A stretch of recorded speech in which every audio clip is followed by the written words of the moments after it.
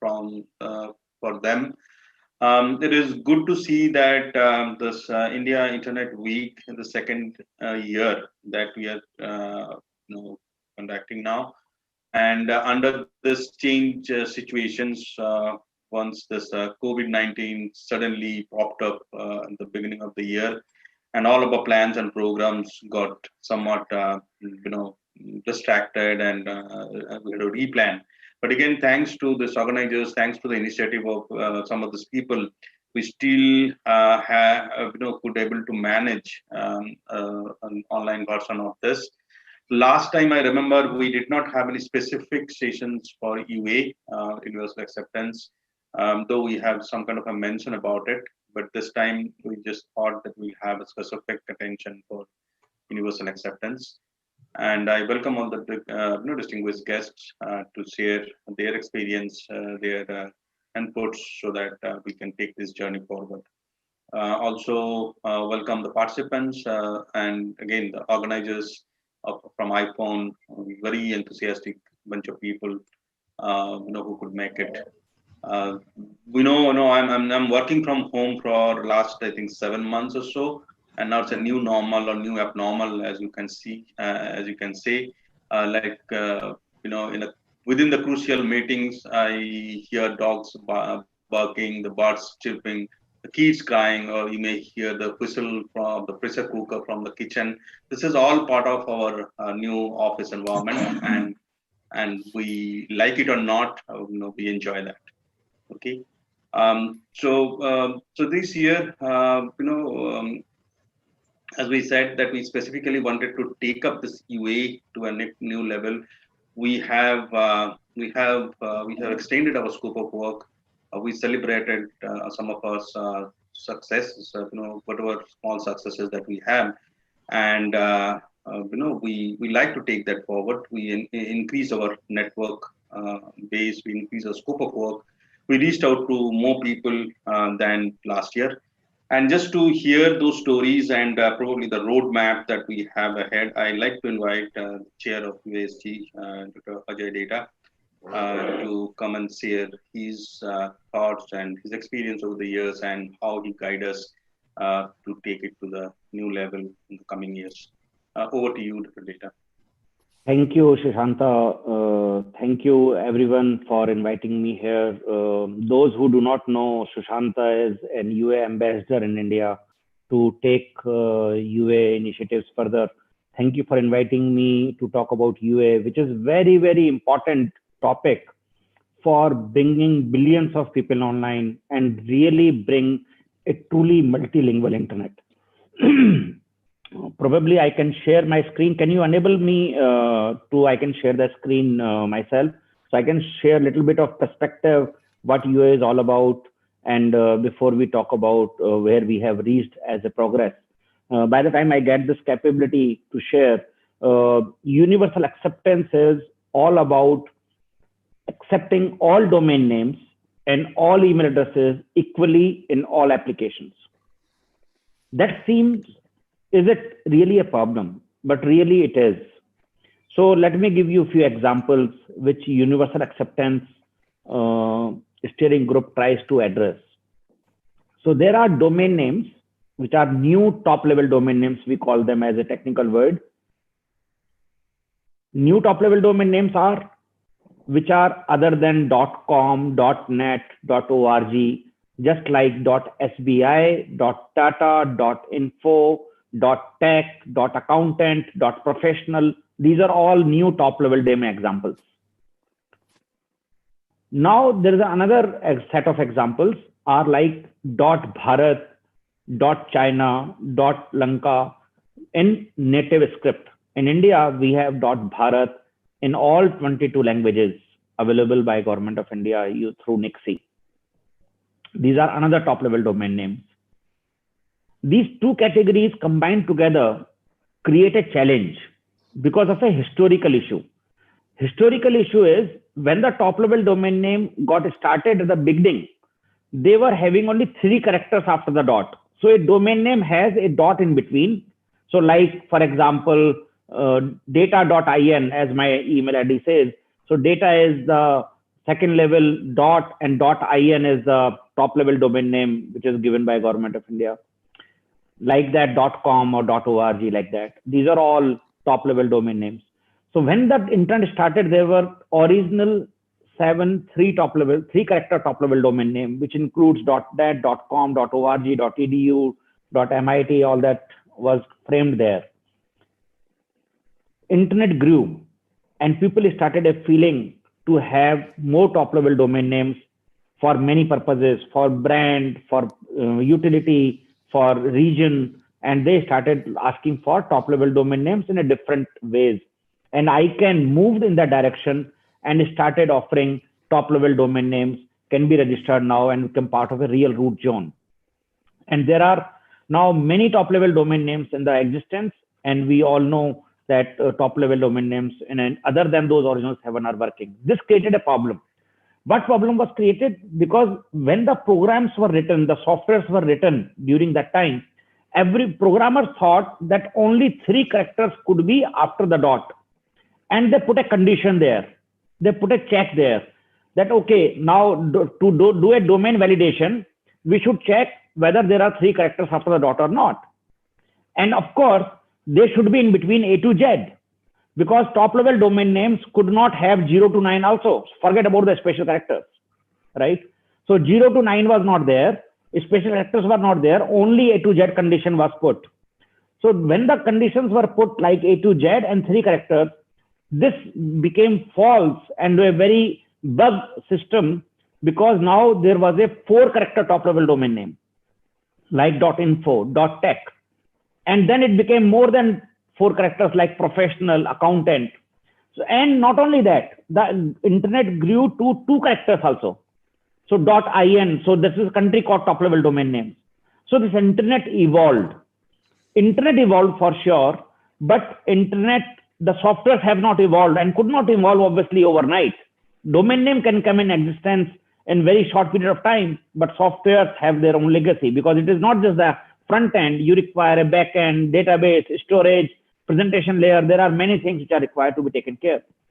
This is where the situation created a problem. And there was suddenly an issue which was recognized as universal acceptance of domain name is broken, which is supposed to be there.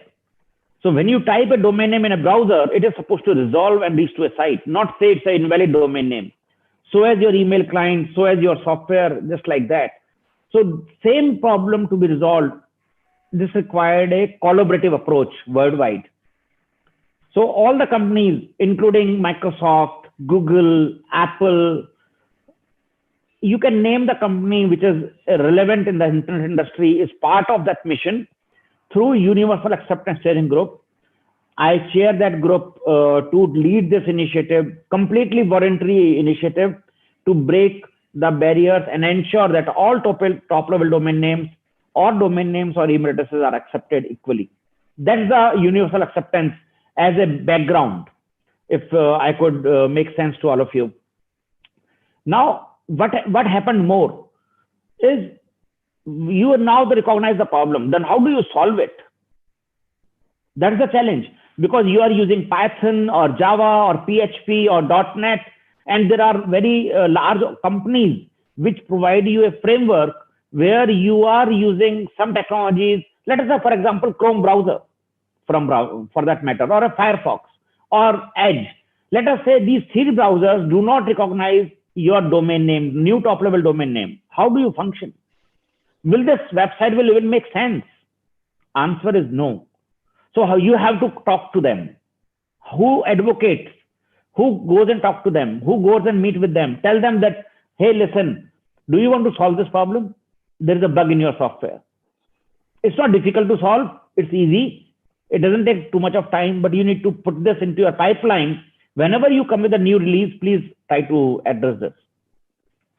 And that kind of advocacy and awareness programs are driven by Universal Acceptance Steering Group. As I said in my initial thing, to introduce Sushanta as an ambassador in India for UA, and I can see Harish Chaudhary is also joining, and Aman Masjid. These 3 gentlemen are the people who are taking this initiative to your local region and talk about universal acceptance and progress, and with the development community, with the stakeholders, with the application developers, government, and talk to them about this issue.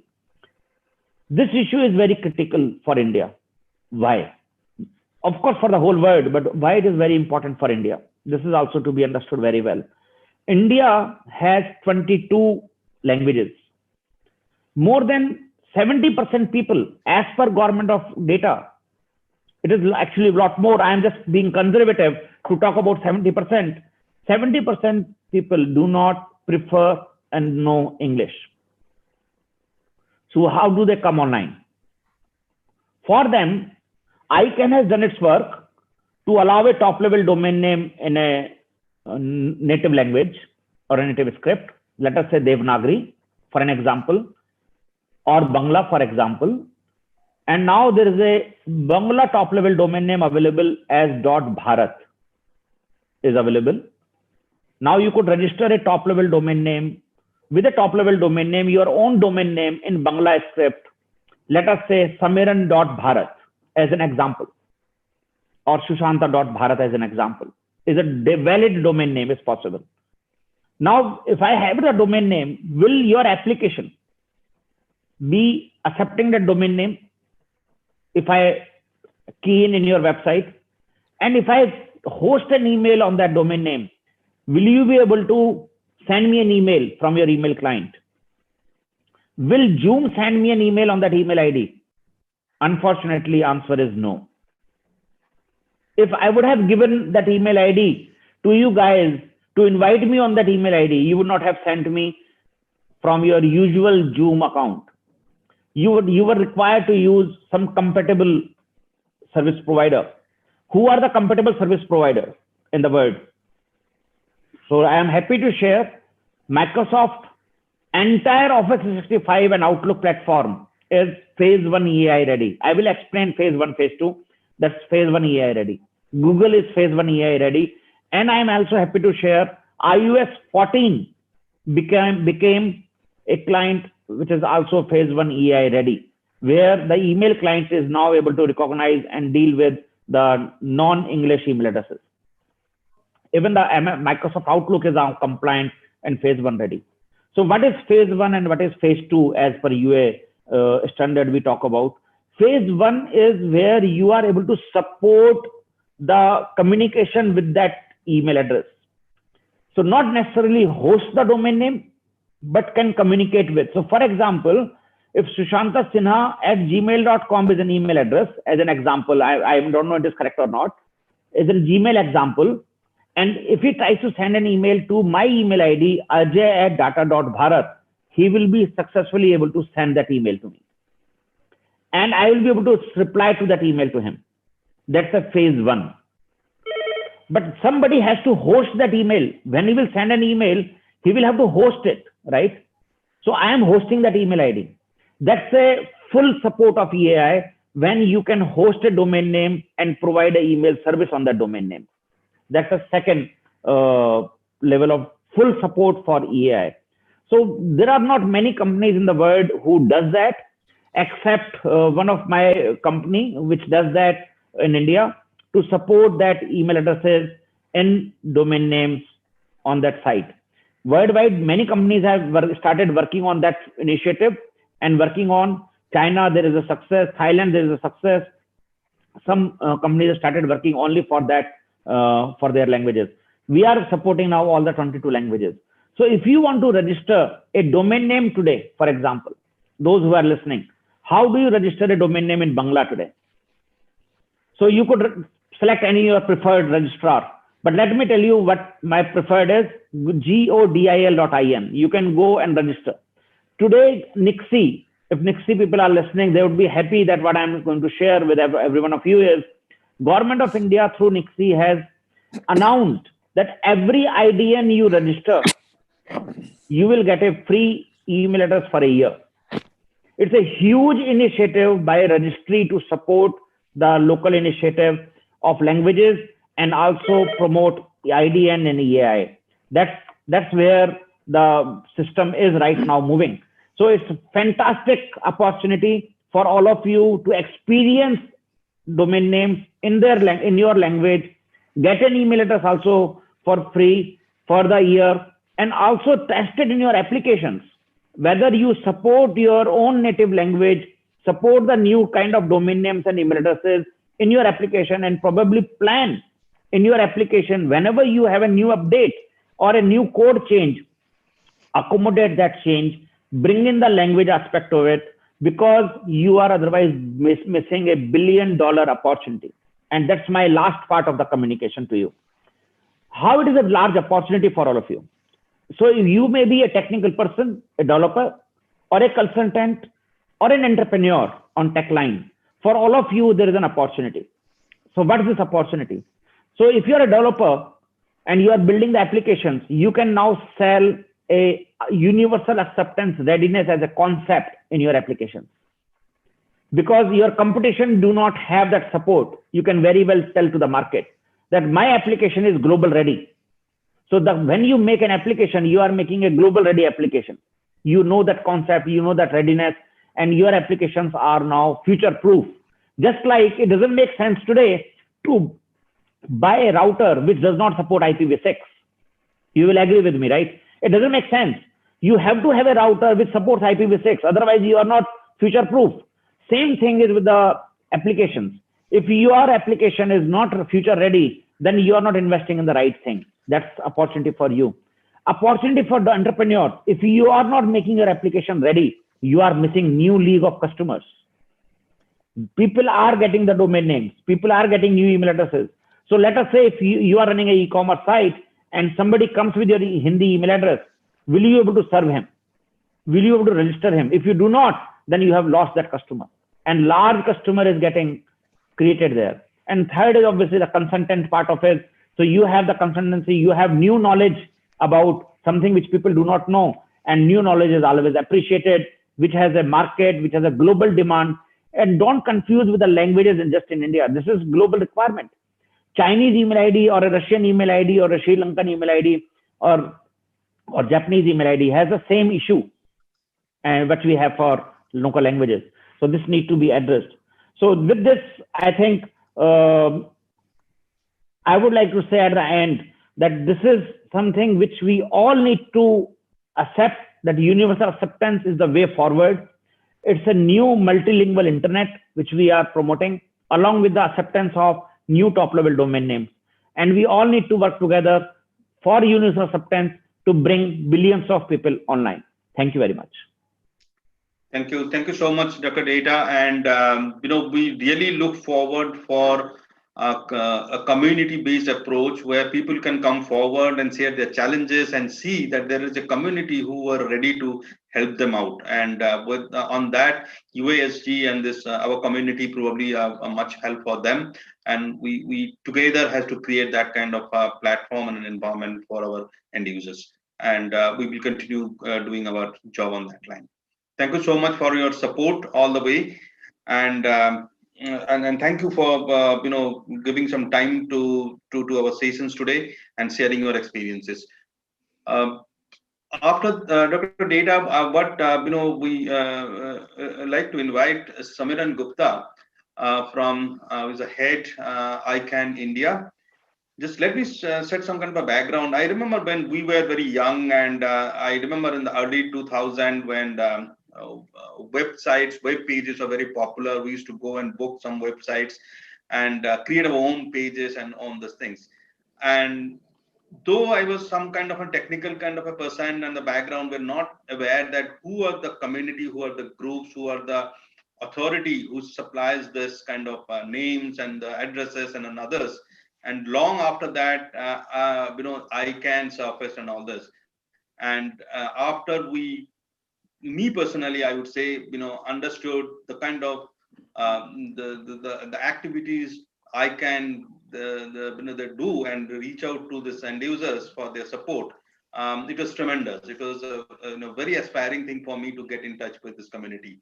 And I remember when I met Samiran some time back, with Anupam. I was really amazed to see that how this group actually reaching out and helping this community on the ground. So I welcome Samiran Gupta. Samiran, the stage is yours. Please share your views from this ICANN perspective. Thank you so much, Shushanto. And again, thank you to iPhone for organizing this discussion. I think talking about universal acceptance is very important, because what we're trying to do over here is really to understand, and by the way, Dr. Data stressed on some of these points very eloquently. We're trying to understand what is universal acceptance, why do we need it, and how do we achieve it. And somewhere at the end of this, I imagine, is the conversation around, so, what are the standards that someone needs to aspire for? Because as you heard Dr. Data mention, phase 1 EAI ready versus phase 2 EAI ready. Okay. Now, is this going to remain self-governed, or will there be standards ecosystem that will come in and support UA?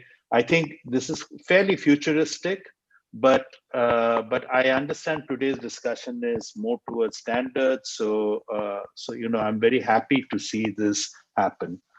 But let me take a step back and talk a little bit about what I know, which is what ICANN does. Shushanto, as you have explained, a lot of people get to know about ICANN because of domain names. Okay, but there is far more to ICANN. And there's nothing wrong with that, but there's far more to ICANN than just seeing it from the lens of domain names. So what ICANN does is really coordinate the unique identifiers of the internet. And the unique identifiers of the internet, broadly speaking, include 3 elements. They are the names, the IP addresses or the numbers, and some protocol parameters. Okay. Now, the principle of how the internet works is quite, it's very simple on the one hand and very sophisticated on the engineering side. But the simple explanation is, if there is a website called sushantossinha.com, then there has to be a unique IP address. And when one is looking for, sushantossinha.com, you eventually are guided by that unique IP address. So there's a unique name and a set of unique numbers. Now imagine this in the context of what Dr. Data just earlier mentioned when he started by saying that in the beginning of the internet journey, there were only 7 top-level domains, or sort of letters right off the dot. So .com, .net, .gov, so on and so forth. This grew to something like 1,200 odd in the year, starting 2012. So this is on one side. And on the other side, we understand that, there is data available, which says that about 4.5 billion people of the world are online. So a little more than half of the world's total population is online.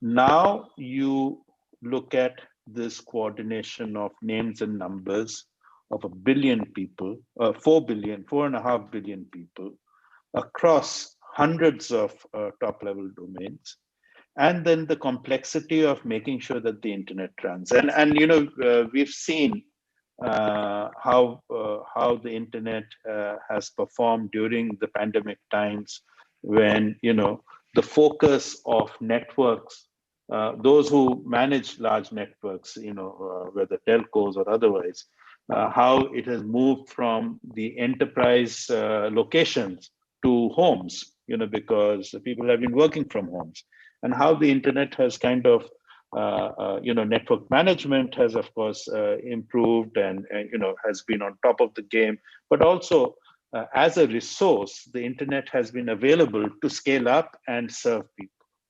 So ICANN's role is to really ensure that this coordination of names, numbers, and protocol parameters continue seamlessly. We work in the background of this large ecosystem, but we have an important role to play. And we do not create technology. Technology is created or standardized in the context of today's conversation elsewhere. So a lot of the internet standards are made at the Internet Engineering Task Force or World Wide Web Consortium and other such bodies. What happens at ICANN is these standards are then through the community sort of adopted for use, and ICANN is where a lot of these conversations around policy on how a new standard or how a new kind of way of working would be acceptable. And these could be related to technology. It can also be related to things like privacy, because we look at privacy through the lens of connectivity, not from the lens of what is being suppressed or what is not being available, let's say personal data, but from the perspective that is the internet continuing to serve the people the way it does? And sometimes we have some challenges.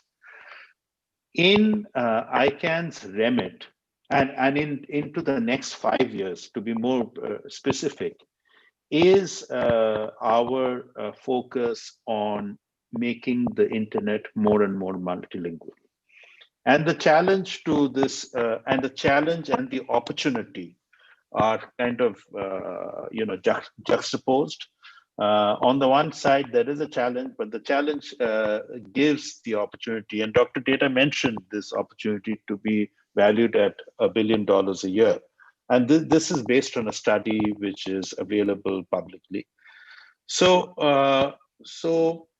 we support the Universal Acceptance Steering Group. And we are very delighted that there are 3 ambassadors in India who are doing a lot of interesting work, bringing the knowledge of universal acceptance and supporting communities or large organizations to look at universal acceptance. But the point is, universal acceptance and multilingualism on the internet are very important to ICANN.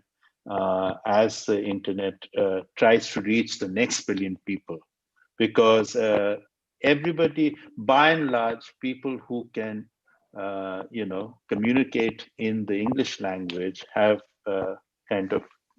been reached online, but there are very large number of communities who are still unreached. I can talk more about, and that would digress from this topic, but I can talk more about the fact that there may be a lot of people in India who are using the internet, but who are not using the internet to its full potential because they don't know enough English to be able to use it to its full potential. So why do we need, what is universal acceptance? Why do we need it? How do we get people to accept it and use it are really the building blocks of making sure that we end, over the next few years, we have more multilingual content, and it's almost like another ecosystem that can thrive in parallel. It is not about saying that we don't want an internet that accepts English. It is to say that we want an internet that accepts more than one language, and to make it easier for more people to use. So, I'll end here today with just a thought that, universal acceptance has challenges. And I'm very grateful that iPhone is addressing these challenges. And I look forward to, hearing what other participants today have to share about, how we can make this, how we can reach universal acceptance to more and more people in terms of what needs to be done, and therefore more people can reach the internet in their own language and own script. So with that, let me end here today, Shushanto. Thank you again. Thank you so much, Samiran, for this insight. I can imagine at least one challenge that probably will face, and me, the technology person in me, can visualize this as a very complex things of so many TLDs that are coming up and managing the root zone, and it will be replicating more frequently than it used to be in earlier years, will be a huge challenge. And over the various of countries and their limitations and constants, it will be a really a challenging one. And the way I can handle this scaling up will be something to see as a technology person. And I know that the road ahead will be not as easy as we are thinking, and a lot of challenges ahead. um, Thank you for your insights, and we'll continuously working with ICANN to see that how it is coming up and scaling up, and how it is being standardized all across. So I remember when my associations with this UA came up. I was very much, I would say, from my personal front, keen to see that vernacular language, especially Bengali, comes up as one of the key reason why I personally, or maybe my community, my families, my extended families can use it. And with some kind of consultations with iPhone, especially Anupam, we created a group called Vernacular Internet Ecosystem, kind of a group called View Group. And I become the chair for the initial days. And we try to reach out to the people and the community who are working on this vernacular language, especially in Bengali, and to see that how they contribute in terms of the content, reaching out to the people who don't just use it for the purpose of entertainment or just a leisure time usage of internet, but do it for the business. And we are exposed to our government initiatives in Bengal, SNLTR, who did a lot of good activities, good jobs in creating vernacular content on this, and having sites who supports this, idea and others. So in that journey, I was always keen to see that more and more contents come up, and it is increasing over the days and over the years. But it was kind of limiting to, again, as I say, as a leisure time involvement or engagement, not a serious business. And when I see that some kind of content which is meant to create standards or reaching out to the technical persons, or somebody who is really try to understand or do business using this, that is where we see the success or the benefit that the EA can reach out to the community. And while connecting with the people, I come across and met Somik, our good friend. And when Somik Mukherjee has shared that how he was also interested to see that standards came up and be a part of a global kind of a standards like Scrum, and it releases in vernacular. So I asked him and requested him to be part of this particular sessions and shared his experience. And Somik is here. Somik, if you can take up, and if you want to share your story on how the journey was, and how you were delighted to see that Bengali version of Scrum Guide out there, as one of the standards. You want to share something, or you want me to share your presentation, Samik? Yeah, if I have the presentation access, then probably I can share my screen. Anand, I think I have it. I can yeah. share. Yeah. Okay. Okay. So what do you, Samik, Just, here to share your stories? Yeah. yeah, sure. Thank you. And it was really mesmerizing. I was listening to Dr. Ajay and Samiran. I probably need to connect with you offline afterwards, because there are so many points I just noted down in my mind. I need some help in going forward in understanding how the domain names are created and how can I really use the vernacular language on this. Coming to my topic, I can probably just give a brief introduction. I am a resident of Delhi since 2003 onwards, but I'm born and brought up in West Bengal. So thanks to my father's job, he was an engineer in PWD. So it was a transferable job. I grew up from North Bengal to South Bengal in different districts. So I know Bengali language, not only as a language, but with different dialects. I can speak in the dialect of Jalpaiguri, in the dialect of Murshidabad, Medinipur, Bardhaman, and my native place is Hooghly district. So I know this language by my heart. I have been living here for last 17, 18 years in New Delhi. There's the Hindi heartland, but I still remain a Bengali boy forever.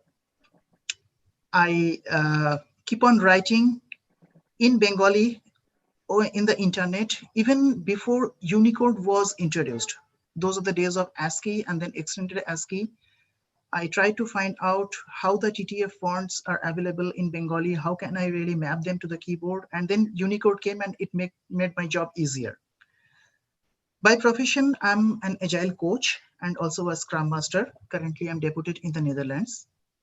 So I'm just going to share how did I go for this translation for scrum.org's latest guide.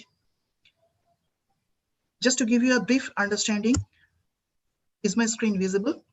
Yes, we can see that. Okay. Jeff Sutherland and Ken Schwaber, these are the persons who actually envisioned Scrum back in 1995.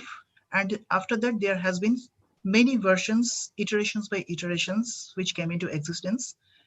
Till now, we are using the 2017 version of Scrum Guide. The 2020 version has been released on 18th November last month, and it's going into effect from 10th January onwards. So till date, we are using the 2017 version. And it is available over 40 languages across the world. I saw it, but because I work with close proximities with the scrum.org core members, there are PSTs, the professional Scrum trainers. I know some of the trainers personally who work closely with scrum.org. So I came to know from them in July that, okay, they are going to come up with a new Scrum guide by November 2020. And it is also 25th year. That's the silver jubilee of Scrum of its existence. So there are two things in my life which I actually I have been fortunate to see or watch it before it was released. One was the Titanic movie. I saw it in a pirated video cassette. And the second thing is this Scrum Guide 2020. I saw it in the month of September when it was in a draft version. I was among the first person who actually saw it. And then it came in my mind that when it gets released, I'll probably formally ask for the permission and go for the translation, because it's available in multiple languages. Bengali is missing. There are so many Indian languages, but Bengali was not there. We don't really get any money. It's not done for the business purpose. It is all done by passion, interests. So all the translations are done by the Scrum enthusiasts supported by scrum.org. And the Scrum Guide typically is maintained by another website. It is also part of the scrum.org. It is scrumguides.org. I think I don't need to introduce Bengali as a language to the Bengali audience here, but for others, just bullet points spoken by 228 million native speakers and 37 million as second language speakers. It is considered as the 5th most spoken native language in the world. Probably it is not 5th anymore. I don't know exact position as on today, but it's somewhere near the 5th position. And it's of course the de facto national language of Bangladesh. It is a descendant of Indo-European language group. It is a complex script like any other Indian scripts, and it is supported by Unicode. The Unicode character sets are U plus 980 to 29FF. How did I start? It was published on November 18th, and on November 19th, I dropped a mail to support at scrumguides.org that I am interested in doing the translation. Please let me know what are the procedure and how can I get the approval for that. So these are just 3 lines I sent, and on that very day, within 7 hours, I got the response from scrum.org. They intermittently transferred it to translations at scrum.org. They were very prompt in answering. Immediately, they sent me the translation guideline. There are some guidelines that I need to follow, and the format, how should I do that? And they asked for my agreement on following that particular guidelines. That's how it started, and immediately I just went through the guidelines. It is just a 6-page document, nothing much to read in. So I read it, agreed, responded back, and that's how the journey started. They gave me 2 weeks to complete it. I did it only, I think, in 5 days. It was just a 13-page document, so it didn't really take much time for me. So these are the documents that they supplied to me. For the world, Scrum Guide is available in PDF format, so they gave me the document format so that I can pick up the format on the document, and then the overview document, the translation guideline, etc. Everything was supported by them, supplied by them, and I started my work. That's how it is visible right now. I am trying to show it in the screen. I show my entire screen, then it will be probably visible. Here it is, scrumguides.org, and here you can see. The only catch is that they didn't want me alone to do this translation. They want a second person to be added as a peer reviewer. So Krishna Majumdar, he is otherwise an employee of Cognizant, but I know him otherwise, I mean, from another circle. He is a first-time Scrum Master. So he just read it and just told me that it's okay, it looks fine, it's readable. I gave 2 names, and it is now available from December 17th on our names. And this is the Scrum Guide that I have prepared. This is how it looks like.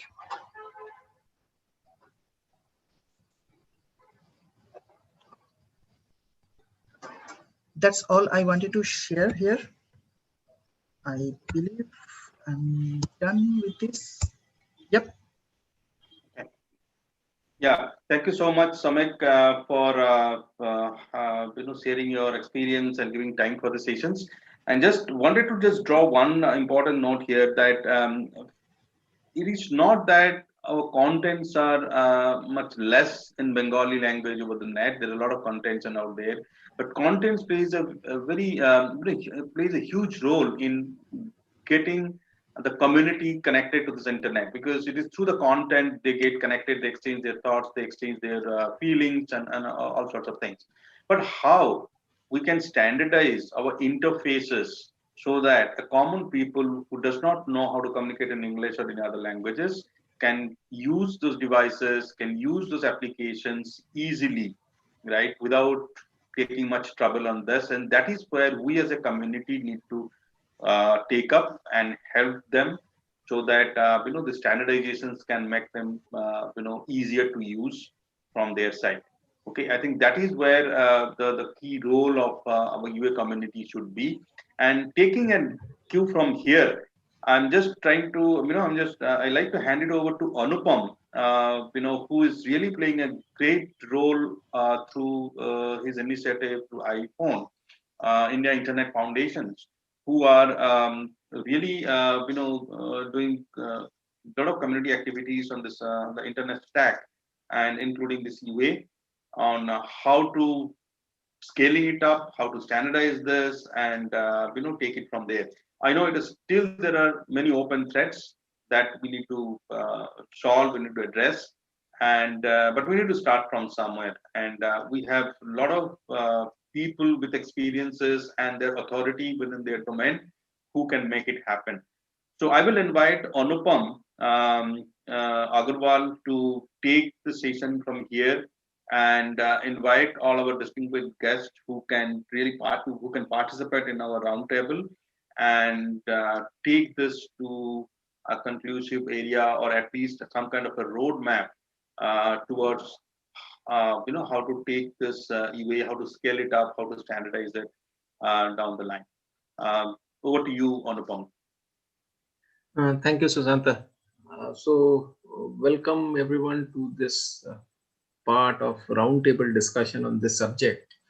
The subject has been very effectively contextualized by the previous presenters, including Dr. Ajay Data and Samiran, and then Samik has brought in a different perspective of content creation, which was somehow missing till now in the larger debate of universal acceptance. So with all this thing happening, the key which sits at the heart of this universal acceptance debate is the idea of digital inclusion. And it is adequately reflective of the WSIS goal, which is that we should create a people-centered, inclusive and development oriented information society where everyone can create, access, utilize and share information and knowledge.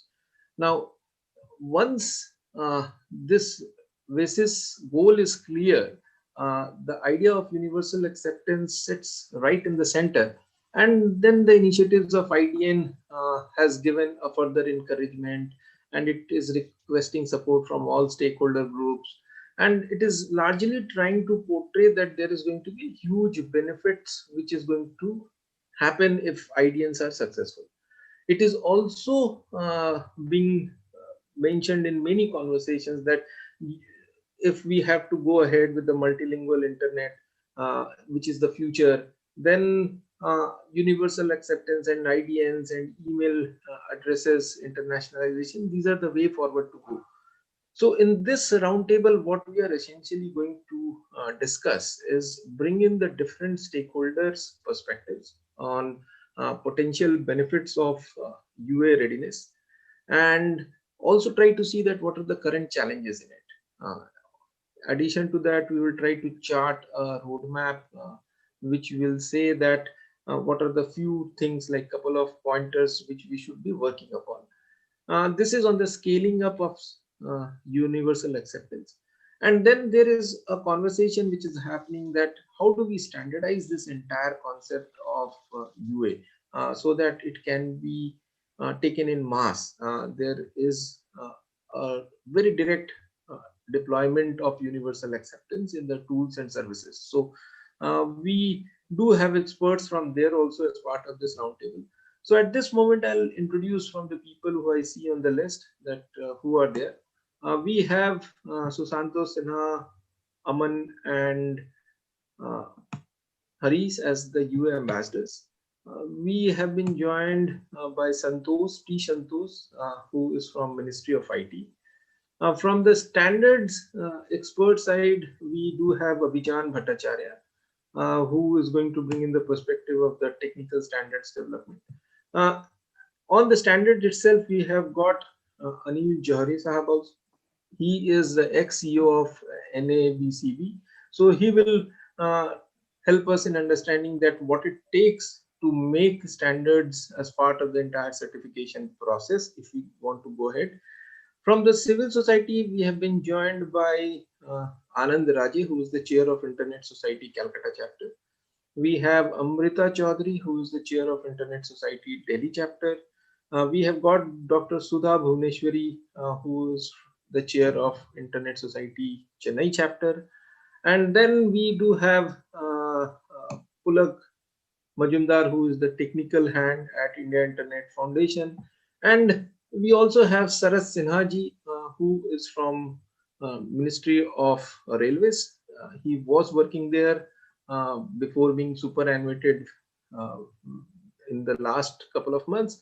And now, so he will bring in the perspective that how a large public sector like Indian Railways, if they want to move ahead on universal acceptance, what can be done. So with this, I will pose the first question to the Universal Ambassadors Group, who have been taking the flag on directly and trying to run with it. That particularly to Aman, I'll start with Aman. So Aman, if you can unmute yourself, if you are still there.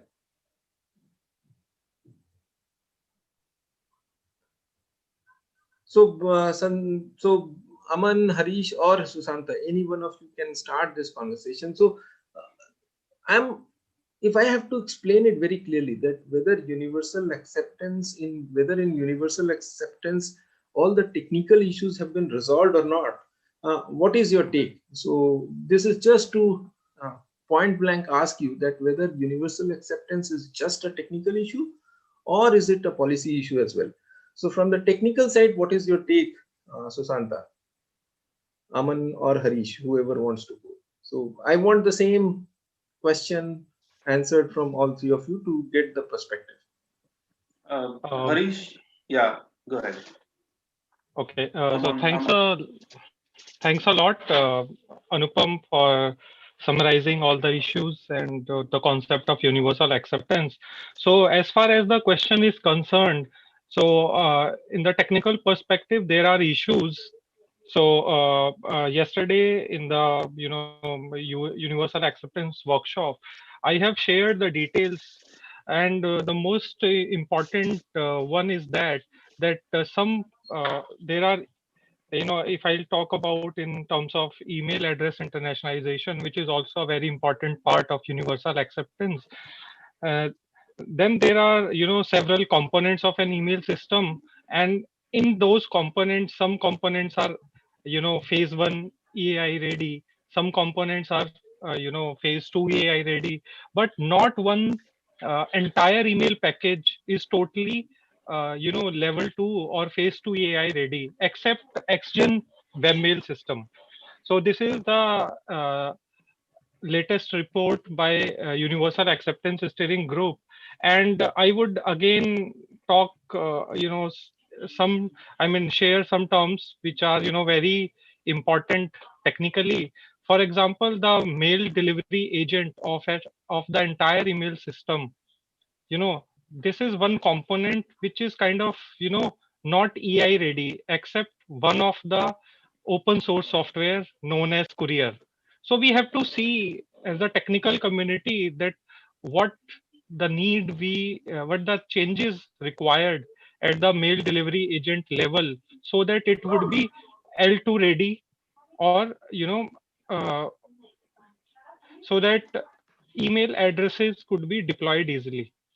So this is technically the answer, and it's kind of a technical answer.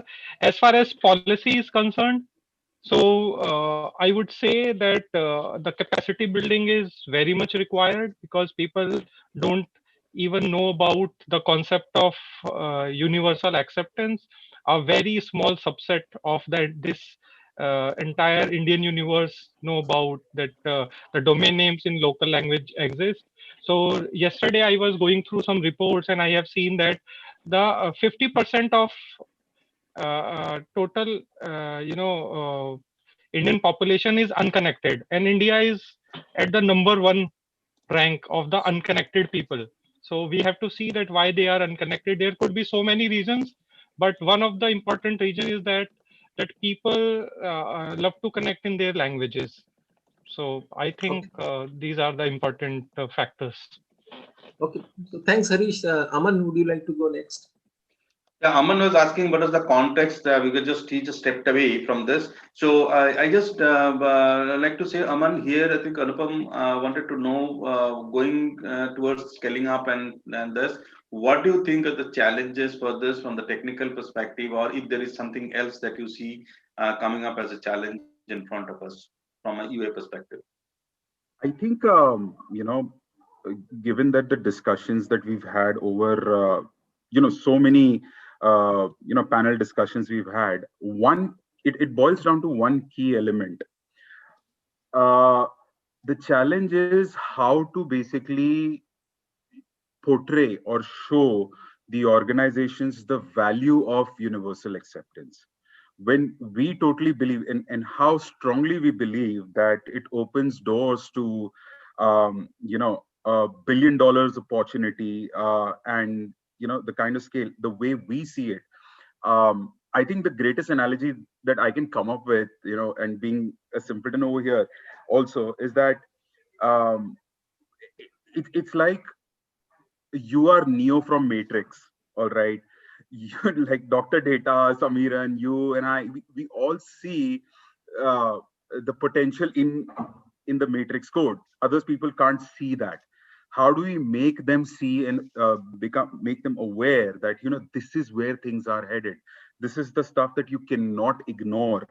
And this is one challenge, making people aware. And the second biggest technical challenge is we can't influence people's development life cycle. No matter how hard we try, it boils down to demand and supply. They are simply going to go as per their user base and the data in terms of how many users have reported this issue to us and whether it is something that we would want to build. And either we direct resources over here or we direct resources, development resources, to something that is going to give us immediate revenue for my balance sheet to show in this particular quarter or not. So these are business decisions that influence the end development and the investment of developer resources or technical resources to fix the issue. That's my point.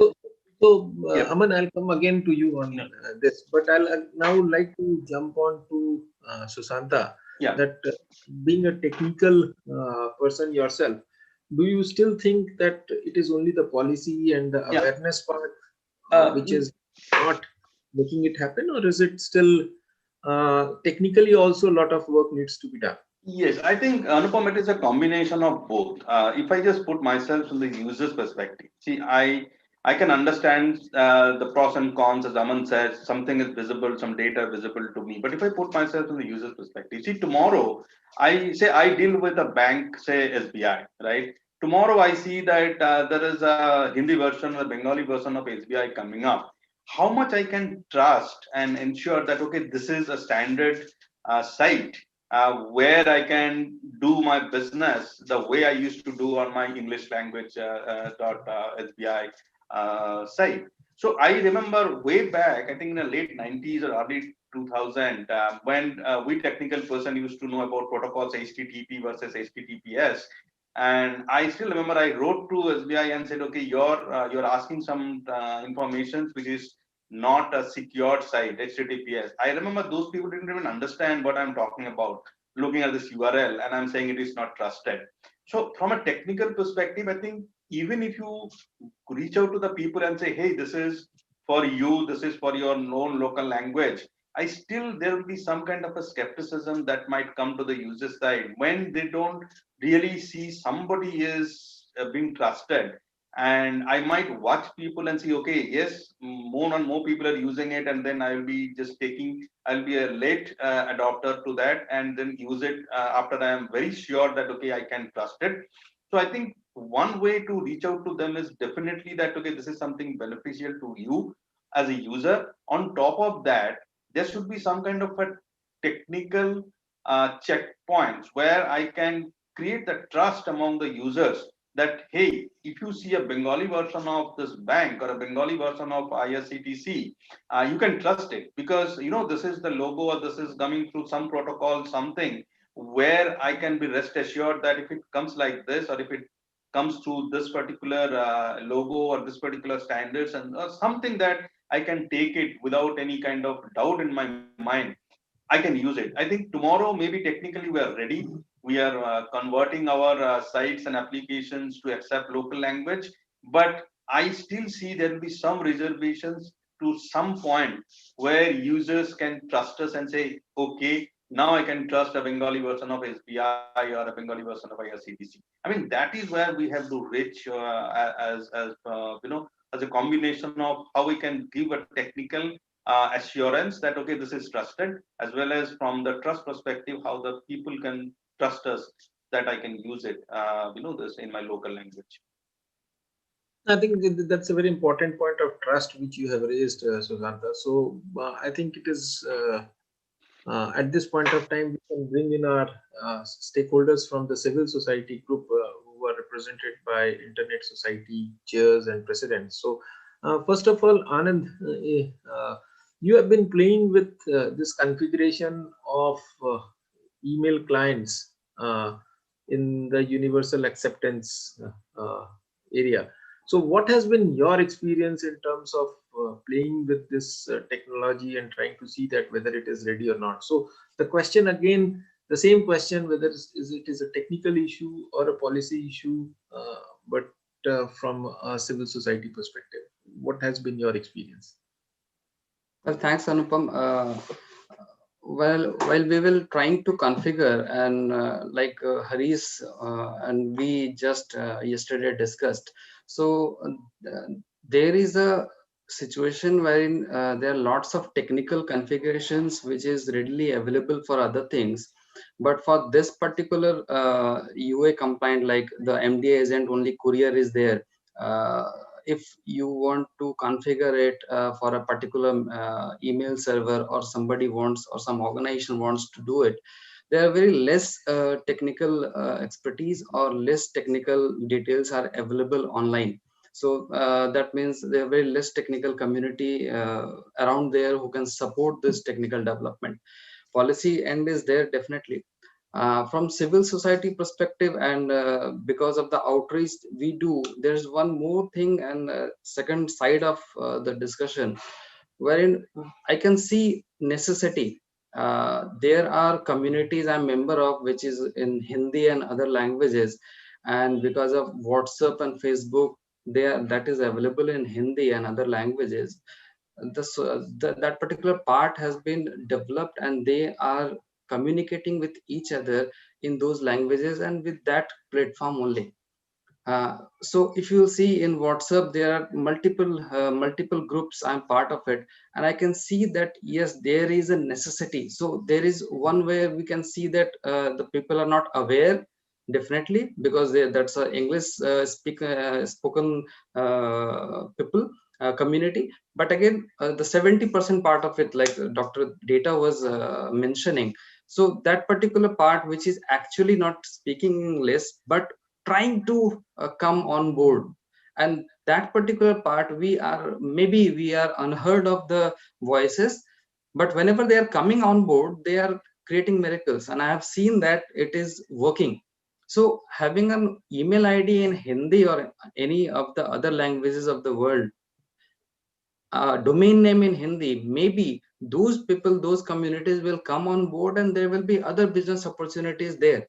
So there are two parts of it. The first of all, the native organizations, the small organizations who could be capable of giving these services, some innovations wherein this type of services can be there, and third one is to identify those areas, those communities which is definitely in the necessity of having a multilingual internet.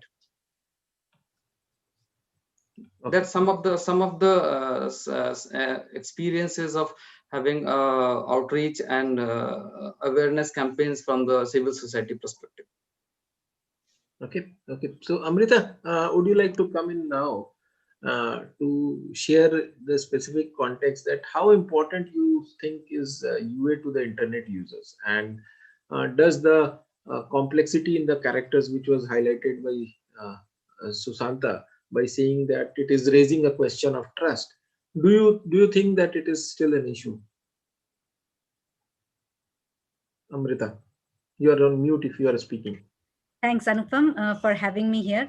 I'll answer this, but I wanted to carry on from what Anand was saying. Two things. There is a demand. Else the Googles and the Facebooks and the WhatsApps of the world would not have gone multilingual. And if the big companies understand, of US can understand, there is a need and people are using it. because people may be pushed to write certain things in English, but they want to even speak in their own language. Even you and me, when we may write in English, but we may be speaking in a native language. So there is a demand.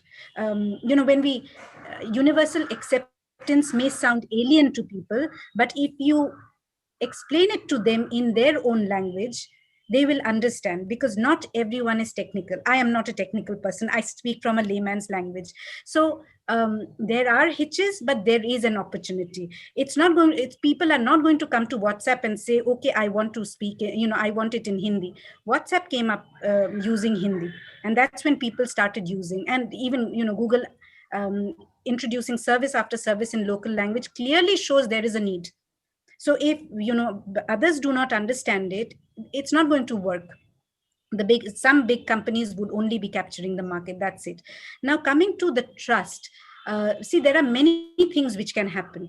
For example, when you have the Meiti website in English, you have the same website in Hindi too. So people are informed that they can use it in English, they can use it in Hindi. So if IRCTC, for example, introduces it in 12 languages, and in all their messages, they give that, look, you can use it in all 12 languages, but look at the seal, the lock is there. If this is, to understand whether it is a trustworthy website, people will use it. Government uses a lot of, roughly, for example, for anti-tobacco, etc., they have campaigns. So you can always have campaigns showing that this is for everyone, this is internet for masses, you can use it in your own language. It is definitely, and government has a huge role on this. So if you have to build trust, it cannot be said that, okay, this is trust. You have to reiterate the trust. Today, for a civil society or anyone, universal acceptance is very alien. I work with different civil society organizations and entities. Many civil society people do not get into it because they think it's an alien thing. But if you explain it to them that we have nearly 70% of India to connect to the internet, and when the government wants every internet user to be connected to the internet, you have to have internet in their languages, you have to give them emails in their language. And for this, if you want a domain name and they want to sell the products, it would be great if they had it in their own language, which is easy to use, which is easy to search. Then people will start to understand. So I think one of the things which needs to be done is explain things in people's language. If it is only technology oriented, if it is only limited to technology, people will not understand. You will be speaking in a silos. Simultaneously, you have to understand the challenges of the people. You have to bring more people into the conversation. Why does a small businessman not open a website in a local language? Primarily, he thinks he will not get his consumers. That if that could be reiterated, it will help business. Else, Dr. Data also would not have had emails, made in different languages, as in there is a business case. Thanks. Okay. So, Dr. Sudha, you can come in next on the same issue of trust. What is your take on the trust on universal acceptance? And what do you think from your outreach and other activities, that where should it be taken? What should be the next steps for universal acceptance? Dr. Sudha, if you are speaking, you are on mute.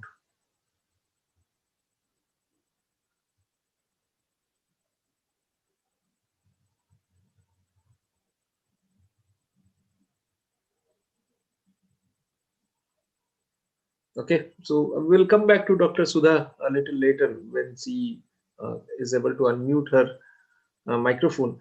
But for the time being, on the same issue of trust, one of the pointers which has been given by the civil society group and the technical group till now is that there has to be some kind of push from the government on this one.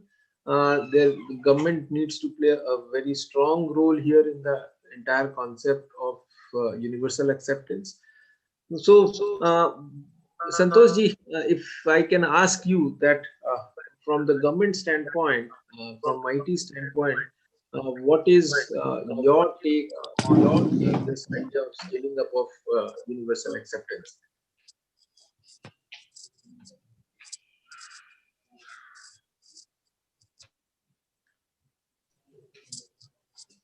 Santoshji? Hello. Yes, Amrita, you are audible. Yeah, Anupamji, I'm Dr. Sudha. There was a problem with my. So yeah. I just asked the question to Santosh, but since we are not able to hear him, I'll come back to you on the question of the trust, which was raised as an issue. What is your take from the civil society perspective, that how much requirement is there for universal acceptance, or and whether trust is an issue or not? Yeah. And what can be the steps? Yeah, good afternoon, everybody. This universal acceptance is a real wanted thing when you talk about improving your business or your whatever it is in the market, in the e-commerce market and other things. I'm from Tamil Nadu, and my nearby town is Tirupur, which is very well known for banyan exports and a lot of foreign markets that is happening. And if this universal acceptance can be communicated to these people, there are a lot of people, like it's the sort of small scale industry which is happening in each and every house. They do all that banyan making and other things, and these people are not known to the market. They do not have an awareness. Actually, they do not know that such things exist. So if they are given an awareness, then it's a real good thing that they can improve their market, and they will be world-class leaders in the banyan and textile industries. That's one thing, because universal acceptance is a real wanted one, provided that an awareness is given to everybody. That is actually required. And the next thing, coming to trust, even now when I was talking with one of my research scholar, there was and she was telling, ma'am, I get some email with some Hindi words. I think it's something spam. Should I open it or not? I said, why don't you try open it and see what it is? So that is what the awareness people have about that, and that's the trust they have about this universal acceptance. So it is necessary, and it's a right time to communicate and build. Capacity building is very much needed, because out of the entire internet users crowd, hardly a very few people know about universal acceptance, and not everybody. So first, an awareness has to be built, and we have to tell them how to use it in a proper way so they can achieve what they wanted. That's from my side. Thank you. Okay, so what you are suggesting is what Amrita also suggested, that a huge campaign is required to educate people that universal acceptance is there. So things are available in local languages, and the best thing will be to say along with it that what is the best way to do it. Okay, so Santoshji, are you able to talk now? Okay, Santoshji, so we can hear you. So now what has been suggested is that there is a huge role by the government in bringing up or scaling up of universal acceptance. So we are aware that MIT has been taking a lot of efforts to do this. So would like to hear your perspective from the government standpoint, that what do you think are some of the next steps which should be taken by different stakeholder groups to scale up universal acceptance while government is trying to do what they can do?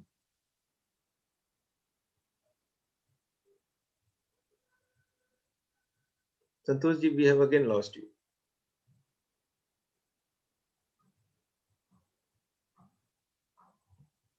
Okay, so we'll come back again to Santoshji, not a challenge. Now, on the same issue of scaling up, one of the thought process which has echoed all along is that there is not much demand, and that is where I got a very contrary view from Amrita and Dr. Sudha, that there is a huge and latent demand which is already there, And that is the reason the big organizations like Google and Facebook and others are trying to offer the multilingual part of it. Now, so here I'd like to bring in Sarat Sinha, who has just come out of Ministry of Railways. So, Mr. Sinha, you have heard and seen the conversation which is happening. Now, Indian Railways being one of the biggest platforms like IRCTC, it has got such a huge public interface. Do you think they should go into the universal acceptance mode, where people can fill up the forms in local languages and emails yes, are entered? That probably is the way the things should move in the future. I'm absolutely sure about it. Only I foresee a problem that ecosystem needs to still develop. Like when the communication happens, it has to happen both ways. Right. Once we receive the communication, the others who are being sent the communication should also be able to receive it. So I believe that this ecosystem still is developing in India. But this is the way forward. I'm so sure about it. But so, on the subject of UA, I also feel that when we foresee the people using internet in near future, will they be using through laptops, computers, mobiles, application-based, non-application-based? So we probably foresee more application-based internet users than a non-application-based internet. Probably once you go to application-based internet users, these domain names probably get smudged up. They don't really require so much identity. They can be gone. I am not a technical person, but they can go in the back end. They need not remain in the front end. Like I was just discussing with a couple of friends about when you raised this, asked me to come here. Then somebody suggested there is an application called Local. Works in Telugu language, gives a local news of Andhra Pradesh or this local. And it's only application-based development. And probably they may be requiring a lot of internet users by the local community there. So maybe they are immune to whether you give them email ID in Telugu or give them domain name in Telugu. What they require is the content which are available in Telugu. That also will be a challenge to you, the way I see it. Thank you. So for the domain related part, Mr. Sinha, I think I can agree to an extent what you are saying. But when you are not able to receive the email, say from other languages because the systems are not ready, and IRCT does not accept even emails which are there in Hindi. It only accepts emails which are in ASCII or in English. Do you think at least Railway should take into consideration this part? Sure. Problem issue is not only receiving, it has to go back also. Right. We receive it, and suppose you want to communicate to the sender, that ecosystem also need to develop. Receiving aspect can be done, is not a big task rather. But probably complete set should come. I think that people are working on it. Okay. So thanks, Mr. Sinha. We'll again come back to you on this subject shortly, but let me go to now my friends from the standards community. So Abhijan, you are there. What is your take on how... Anupam, just to, sorry to interrupt, Satish has joined now. And just check if Ajay Data has a hard stop or maybe he has something to say before he leaves. Just check that before. Okay, so welcome Satish, and thanks Dr. Data for joining us today.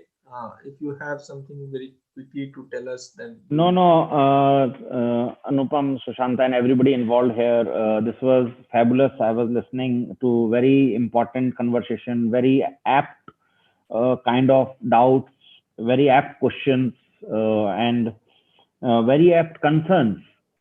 But the idea is these are all very, very nice things to discuss. But at the end of the day, the question is we need to bring billions of people online. That's the responsibility we all should own. And language is an important part of it. So nothing should deter us to achieve our goals.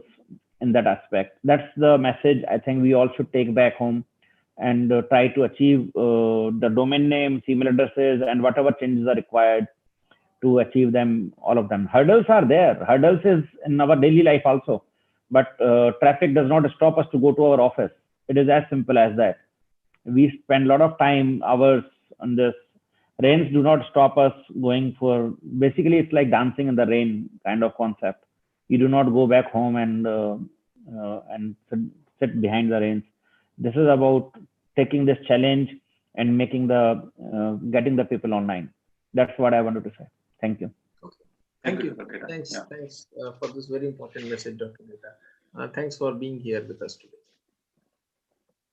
So coming to Abhijan now. So Abhijan, from the standard standpoint, the issue of trust, when we were discussing this, it was told by a couple of panelists here that the trust can be there if there is some kind of standard which is there, which is able to clearly help identify that it is actually a multilingual website, or it is a right email address which is there. Okay, so you have been an author of one of the indigenous RFCs, and you have been involved in standardization in IETF. So what is your take on the subject of universal acceptance from the standards stakeholder group, that what should be the way ahead for scaling up of UA? And is there a role of standardization in this? Thanks, Anupam. I hope I am audible. You are. Okay. There are two aspects to it. One is, actually there are multiple aspects that people have been talking about, and very rightly. Now, coming straight to the trust thing, one thing that we have to understand technically is that the current mechanism through which a website is trusted, through there are certain transport layer protocols and exchanges of cookies. Now, what changes do we really need to put in there?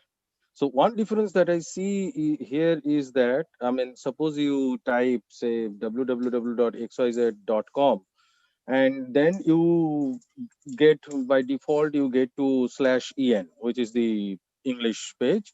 Now you choose your own language from a drop down and you go to that particular language. And that is on the content part. Now the other thing is that you actually type that thing in, say, Bangla or in French or in any other language, right? So that is something we have to actually take care that how these two things are really different. Okay. And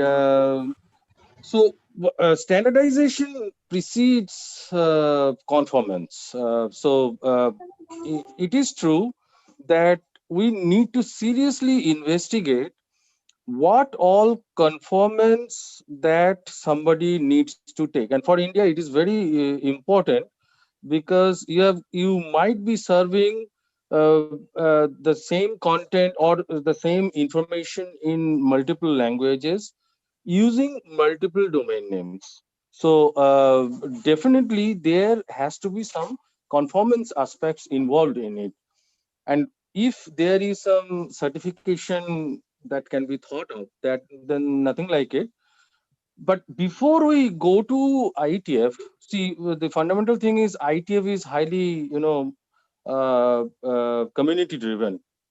You have to prove that there is a community interest in terms of standardization and the specific aspects for standardization.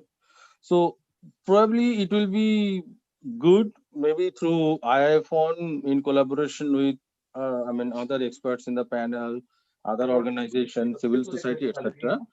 We create a POC, we create a proof of concept that how these conformances can be done, and on exactly on what aspects. And then we maybe we create a community interest in the subcontinent itself, and then we take this to the international community. And while doing that, we have to also take into account countries like Japan, countries like Germany. I mean, they are very vocal in. I mean, I've seen all the German engineers in ITF. They write their emails, official emails, in their own language. Okay, when they exchange to, I mean, somebody in NSN, a German engineer in NSN writing to another German engineer in NSN one-to-one, they will write in Germany. Okay, so I have seen that. So whether there are some best practices already established in some parts of the world, and we can mold it and create first a POC and take the authorities, the government authorities and all in account. I think that will be a good start for to show some tangible outcome, because as Dr. Data said that we need to have a tangible outcome in terms of in terms of how we the basically we are talking about human to computer interaction. We are talking about a specific form of HCI that is your window to the internet.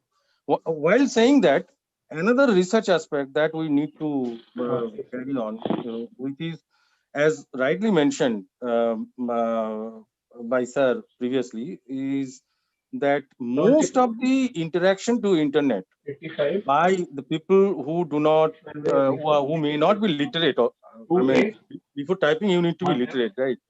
So they are accessing the internet through apps. Okay. Harish, you may So want to mute yourself.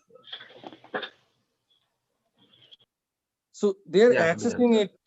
So they're accessing it through apps, and then I mean, it is rightly pointed out.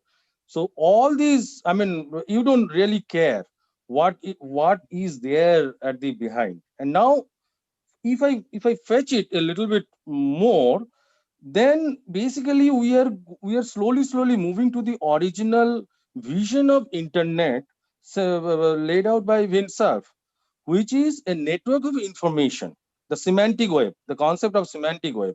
And that is kind of a little bit addressed by the information centric networking, okay, that we are talking about. And Netflix and all, they are heavily now thinking on that, because in Netflix you really don't care about the exact content address, you just tap the content. So this is another aspect that we need to look forward to, that how this acceptance, because we're talking about acceptance, right? Universal acceptance. One part is making your vernacular close to you in the as a form of human to computer interaction.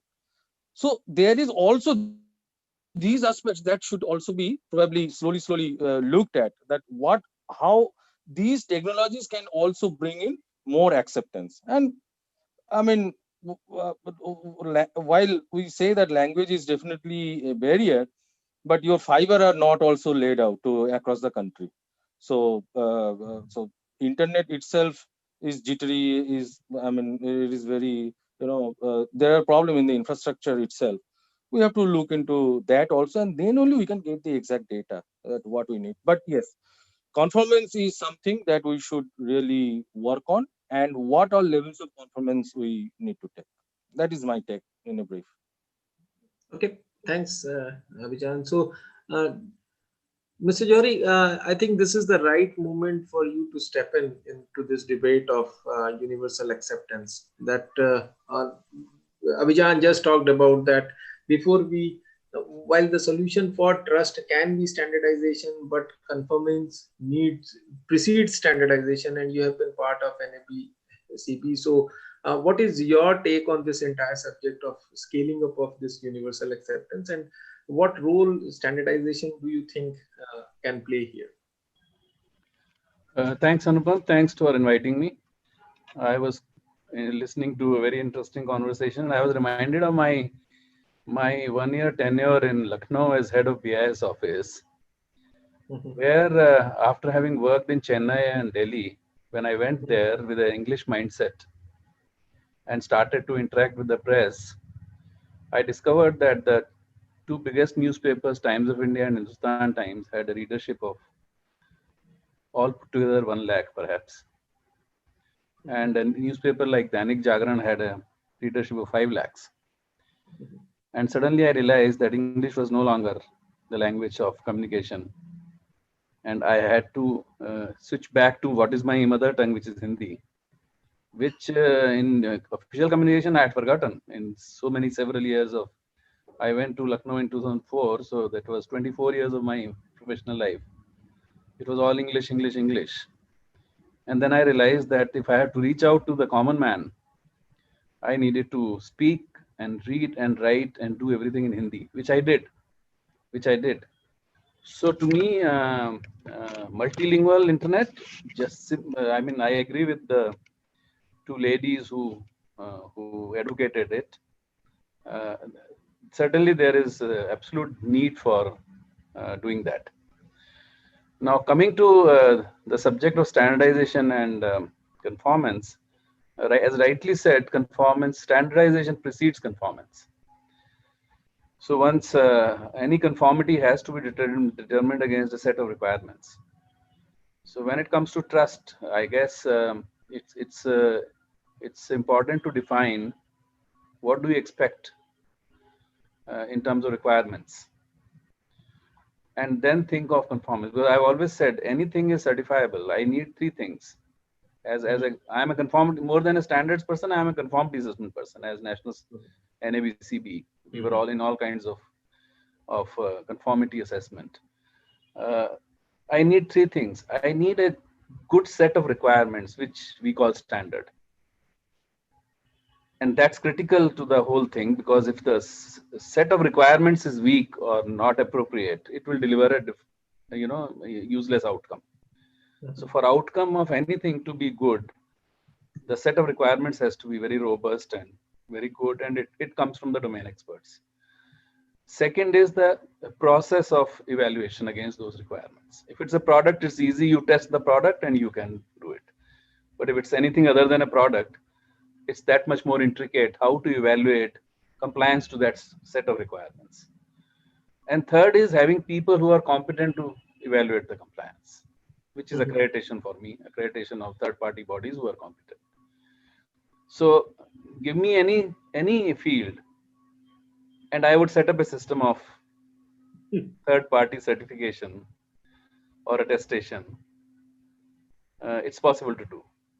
Okay. I've done it across, I mean, being a civil engineer by background and being a quality professional by career, I have done it from traditional healers to Ayurvedic medicines, to yoga, to medical devices, to security agencies. And apart from the normal things that you hear, information security, quality management system, environment management system, etc., etc. So to my mind, it is possible if people need confidence, and that confidence enhanced by some kind of third-party system, it can be done. Incidentally, I understand that Government of India has certain guidelines on multilingual websites for the government websites. It's called GIGW. Right. And within MIT, somebody from MIT was here. Within MIT, there's an organization called STQC, right, which is a certification body. And it actually runs a certification program for websites based on that GIGW. So that might be something to look at for enhancing trust. Okay. So that's what I would say at this point of time. So Jory sir, because of your experience in BIS, and when we were discussing this, you asked me to get in touch with the BIS current leadership also. So Reena is not well, so she could not join. But I have got a response that one of the LITDs, which is LITD 20, is something which is responsible for national language processing related stuff. And there are a couple of standards like 16350 and 16333, which are an Indian standards working on multilingual internet. And one of those standards are the basis on which mobile import has been now needs to be certified, because all the mobiles need to now have Indian scripts in them. So So do you think for people interested in universal acceptance, participation in LITD 20 is something which should trigger the entire discussion? Is that a way to go? Yes, I think so, because if you are looking at standardization, I would imagine that it's good to have an organization like BIS into it for larger acceptance and the processes which are there. So it's good to have BIS involved. So I would say yes. In principle, participation LITD 20. You said yes. I think that should be one way forward. Okay, so of course, we have got some technologists among us who are working on it, so they may start participating there, so that whatever technical issues they feel can be standardized, at least something can get going from there on. Yeah, one thing we should realize is that as far as voluntary standards are concerned, there is anybody can create voluntary standards. I mean, we have examples of single institutions creating a standard and which spreads all over the world. Right. Not necessarily from the standards body. Right. So if it's a good standard, it's in time for the market is there for it, or it's addressing a market need. It could be created anywhere. Okay. It's not a compulsion that it must be created through BIS only. BIS represents a good place because of its international affiliation to ISO IC, because of its processes which are time tested and follow international best practice, and so all that put together. The only concern sometimes I have about BIS is when it comes to third-party certification. BIS tends to say that if it's our standard, we will not allow third-party certification, which I have been opposed to even when I was in BIS, and continue to stay opposed to that philosophy. But other than that, yes, it would be helpful to be involved in LITD 20. Yes. Okay. Okay. So thanks for guiding us on this scaling up and the role of standardization. In fact, it is a delight to understand that a good standard is important rather than where it is created. So I think right.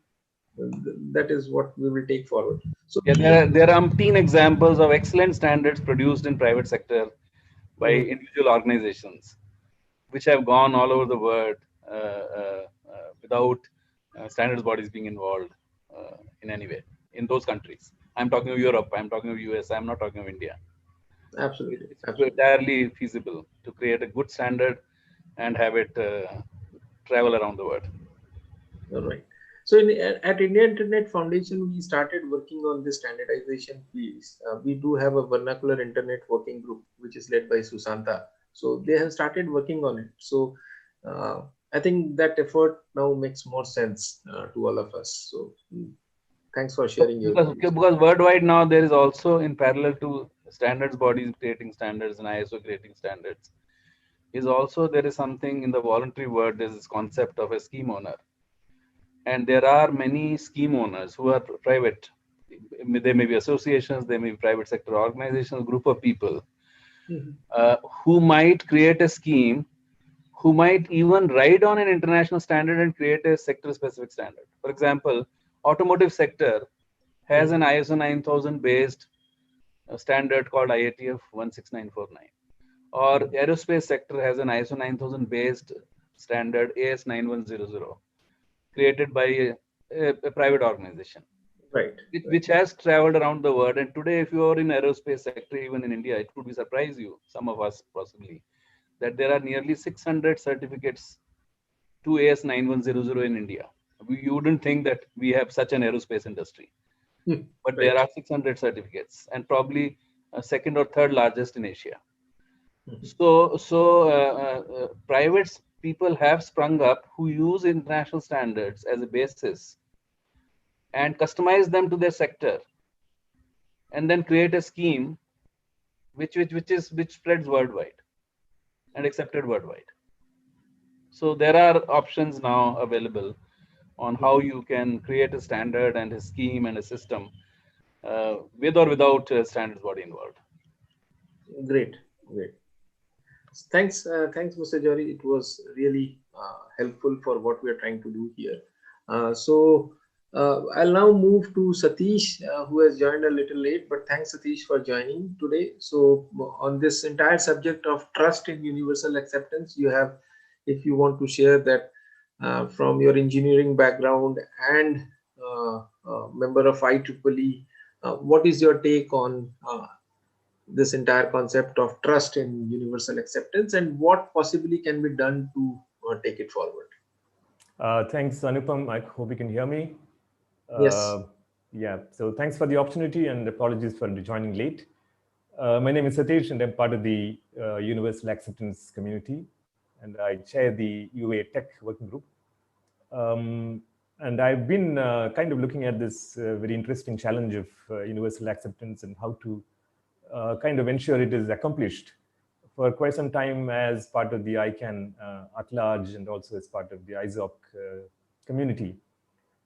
Now, from a broad perspective, like for example, from Internet Society, the UA is a cornerstone for the multilingual internet, which is really the objective that we are looking at from a point of view of inclusion, technological inclusion. Now, the multilingual internet is important for many parts of the world, but most of all for India, because we are so diverse. Now, in general, the world is very diverse, and the internet cannot be, missing this diversity. So it's got to be reflected, and therefore, universal acceptance is a very important part. However, after being in this community, I see a lot of opportunities, but also several challenges, which I'll quickly share. UA, of course, is necessary, but it's not sufficient, because universal acceptance in the narrow sense relates to basically the domain names and email IDs. And the idea is that these domain names which have non-English, non-Roman characters, Unicode characters, as well as those that use very long names as opposed to the old generation .com, .net kind of things. These are treated equally well in every context. Just for instance, earlier there was a discussion on IRCTC and the need for communication using multilingual, multiple Unicode typefaces. However, the IRCTC problem starts at the first step itself, which is the registration. IDN-based email ID is not accepted for registration, so you can't proceed. And everything else is kind of moot. So that is the first point of issue. So therefore, it is not just to be seen in the narrow sense. Now, for example, if you look at the multilingual internet, you need much more beyond email IDs and domain names. For instance, do you have search engines? Do you have automatic machine translation? Do you have natural language interfaces? Do you have text corpora, which is very important for all kinds of text, natural language processing, as well as for AI and ML these days? Do we have the right kind of tools for entering these names in a PC and in a mobile phone? Sometimes entering Indian language, even domain names, is not easy for people who are just coming. Also, one of the other interesting problems that was referred to by Sudha was about we have an incoming email which is IDN based. Now you have no clue what this actually reads because you don't understand the script. In some computers, the script won't even appear because you have to install the right font. So if you have an email ID coming in, IDN based email ID, how do you make sense of it? So suppose there's a Japanese email ID and it's coming to you. Now we don't read the Japanese script, and the Japanese script does not even display correctly without the fonts being in place. So what does one do with that? There are some shortcuts, like for example, Google Translate will still transcribe into English if you cut and paste it into Google Translate and do it. But is there a standard or is there an accepted way to do this? Just to figure out what it means. So we need much more than just domain names and email IDs. Although they are the cornerstone, they are the foundational kind of tools, the building blocks.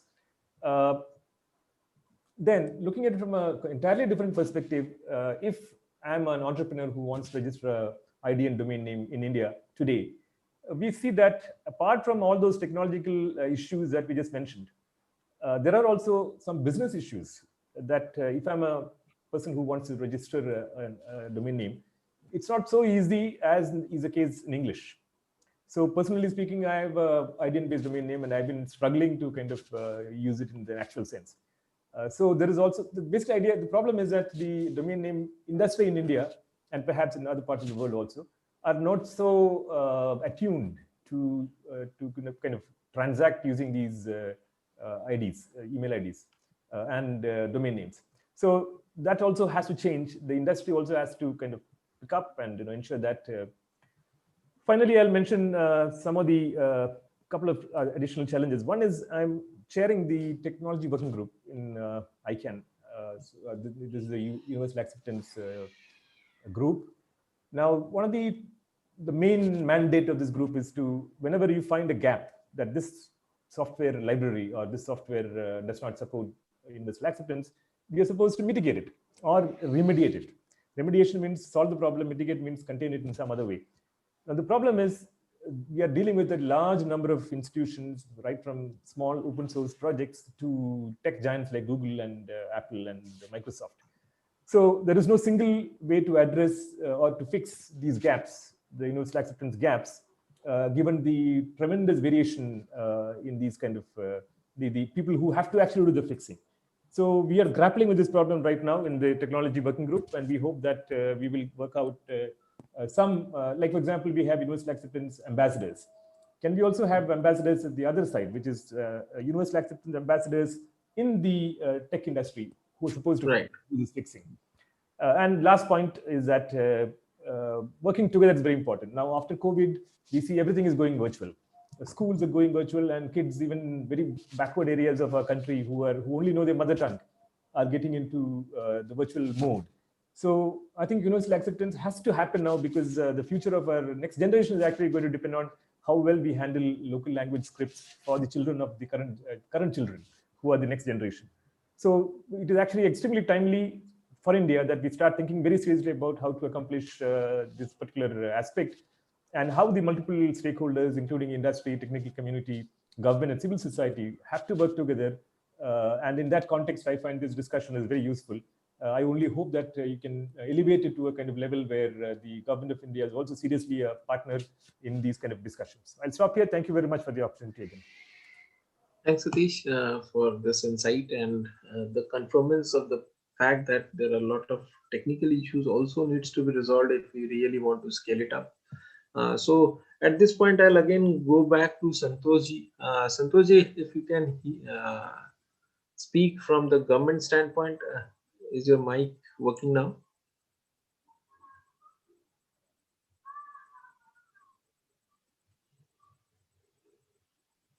Santoshji, we can't hear you if you are speaking. Okay, so perhaps you need him to re-log in. His audio doesn't seem to be working.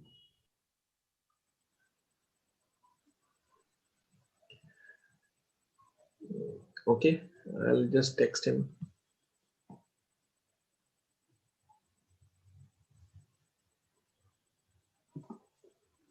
Okay, so while that is being taken care of, I will quickly now lead to some of the closing comments from each one of you.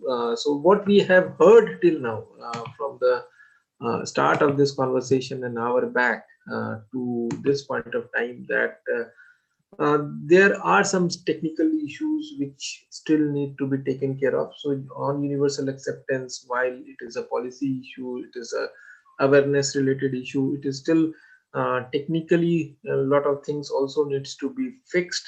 So it is not just a policy issue, it is also a technical issue. Definitely what is missing here very clearly is a technical community, which was first highlighted by Anand, then it was re-emphasized by Abhijan, saying that IETF works around the community, and then again Satish trying to say that we need an ambassadors from the tech community. So what essentially is required here, that we need a technical community around universal acceptance, much more than just the awareness part of it. From awareness standpoints, definitely organizations like ISOC and other civil bodies are working on it. Definitely it has been emphasized that there is a demand. That's why the big companies are doing it. on the issue of trust, a possible way forward can be standardization of certain aspects of universal acceptance.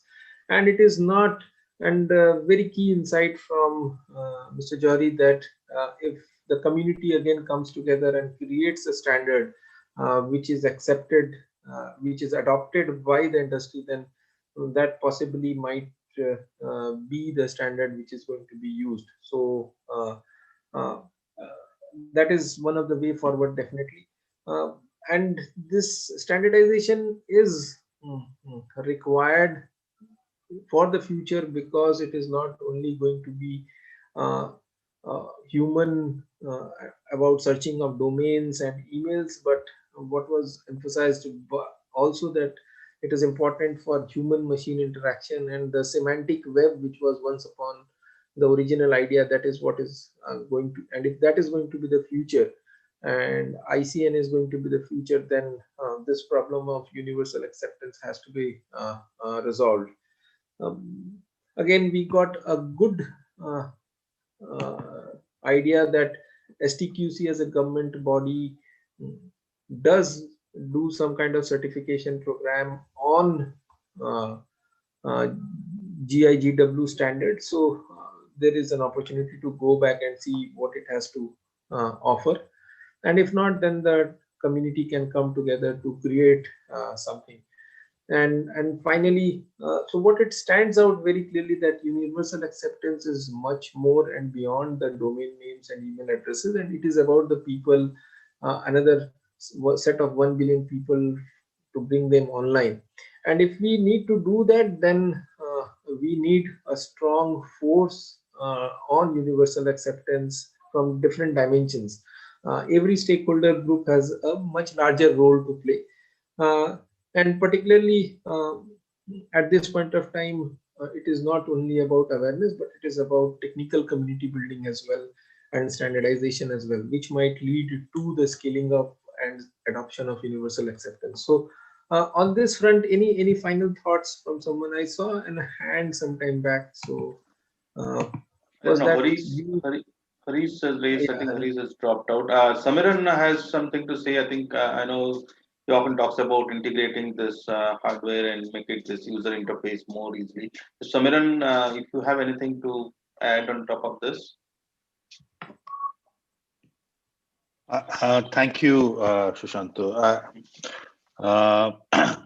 I didn't plan on speaking, but just to collect my thoughts and look, let me briefly share my thoughts on what I heard today. I think the way Anupam has kind of summed it up, the main point that stands out, and this is a, by the way, this bit of the conversation has taken place in other forums also.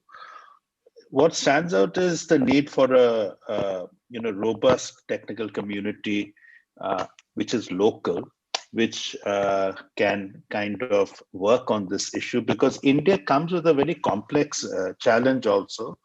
It's not about a couple of languages and a couple of scripts, but it's multiple languages and multiple scripts. And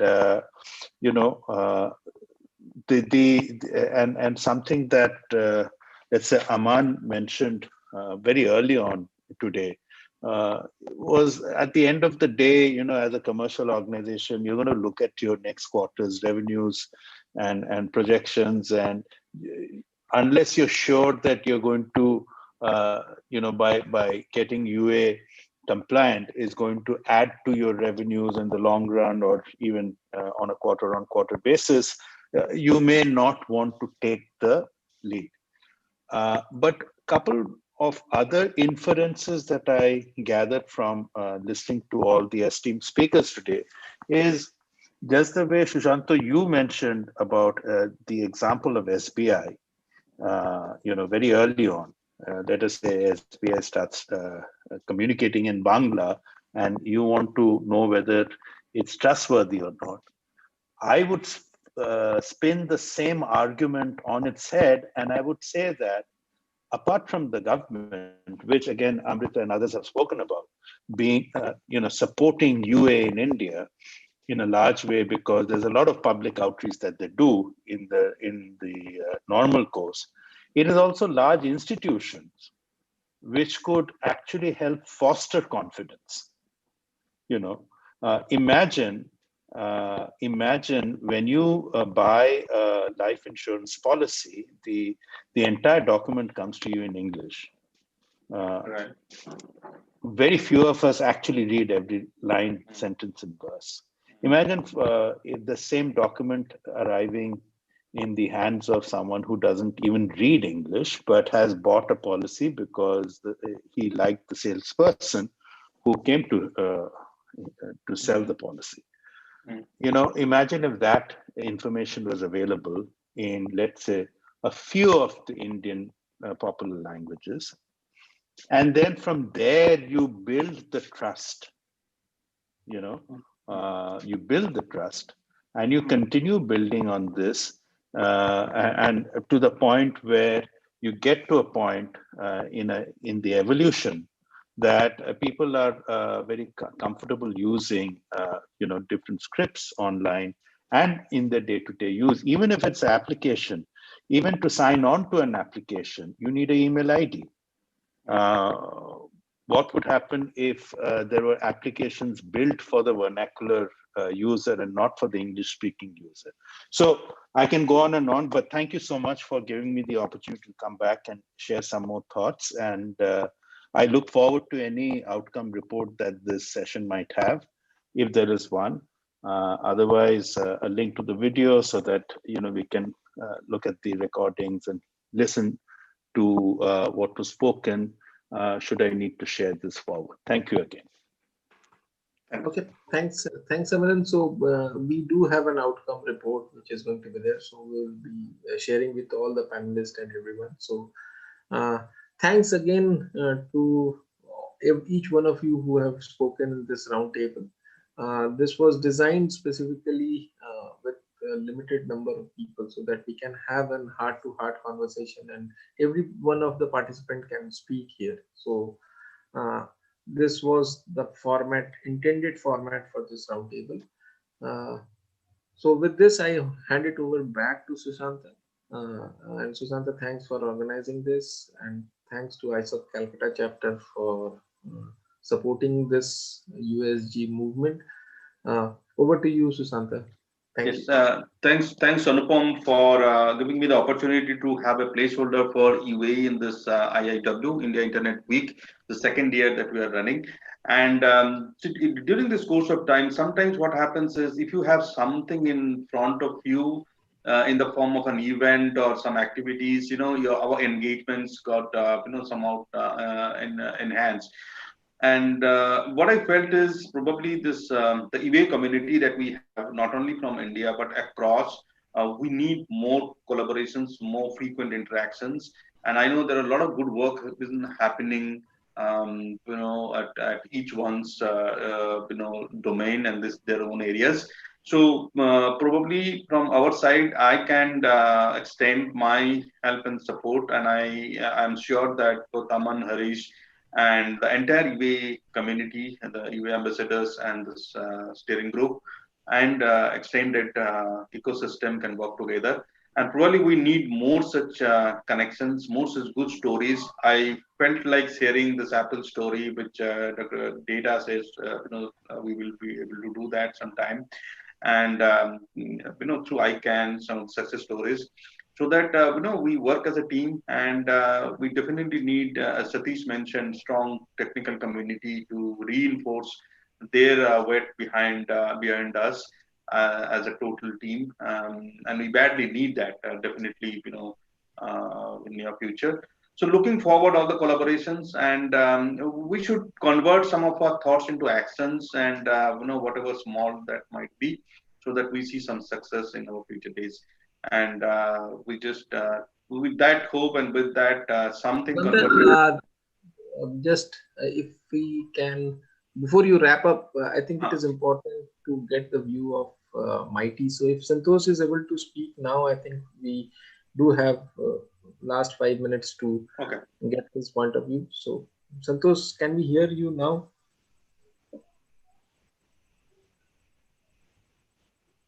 No.